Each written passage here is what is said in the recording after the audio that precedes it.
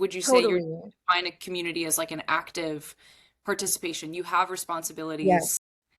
Yes, that's exactly what I would say. But again, like that, like I think my one frustration with the discussion that people have of like in order to have a village, like you need to be willing to be a villager, is that there's still like those pe like it basically is just like we can't get mad at people who aren't villagers for us if we've never asked them to be. And I think that's like the part that I'm trying to understand and like kind of facilitate is like I think I'm really interested and why I think gossip works. I'm interested in these like closed networks rather than something that's like a complete open door policy because it actually means you're able to like consent into what you're joining and also establish the boundaries and the parameters of that space.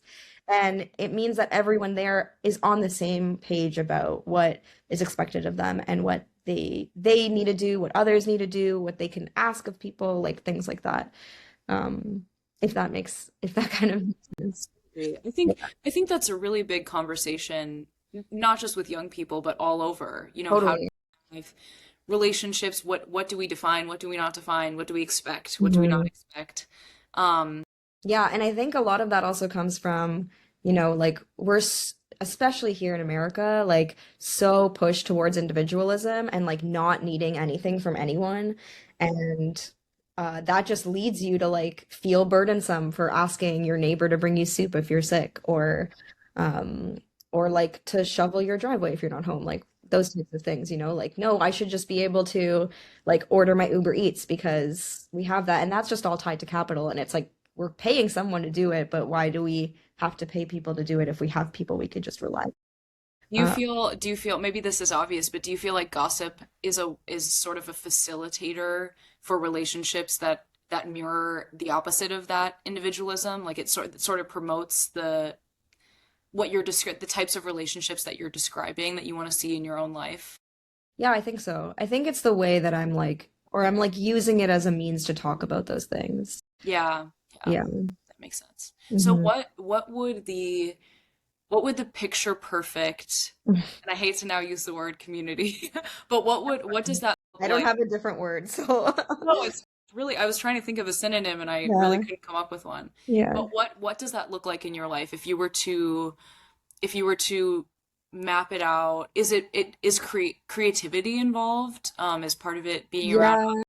creative people doing creative things together? What do the um what does it look like to ask Hmm. someone um for what you need? Yeah. Anyway, I don't wherever know if there is like a perfect, I don't think there yeah. is that thing. I think all communities are, have their great things and the things they struggle with. It's basically, to me, it's just being able to rely on other people and knowing that people trust that they can rely on me. I think those are the biggest things. When I say like when I speak about my community, I'm talking about just not like necessarily one group that all feels this way about each other, but just all the people in my life that I'm surrounded by that I feel that way about. Creativity is definitely in there. I think like that is, the answer for so many things. We, all need ways to pass the time in a way that brings us joy and feeds that kind of world. Also learning. I love to learn. I love to be in school. I also love to teach, and I see it as like a very reciprocal relationship. So, being in like a space that you can do both in, like contribute the things you're thinking about and you're learning about and making and all those things, and have someone else contribute that back.